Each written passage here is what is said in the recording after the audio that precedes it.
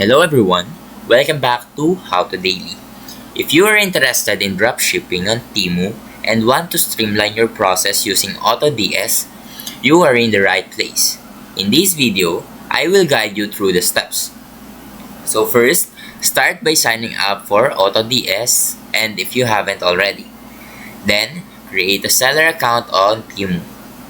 Both of these platforms will work together to make your dropshipping business more efficient. Now, log into your AutoDS dashboard and navigate to the integration section. Now select TEMU from the list and follow the prompts to connect your TEMU seller account with AutoDS. So once connected, you can start importing products from TEMU to your AutoDS account. Use the AutoDS product research tool to find high demand items, then import them with a single click. Now, AutoDS allows you to automate the order fulfillment process. Configure your settings so that when a customer places an order on TEMU, AutoDS automatically processes it and updates the tracking information. And that is how you can dropship on TEMU using AutoDS.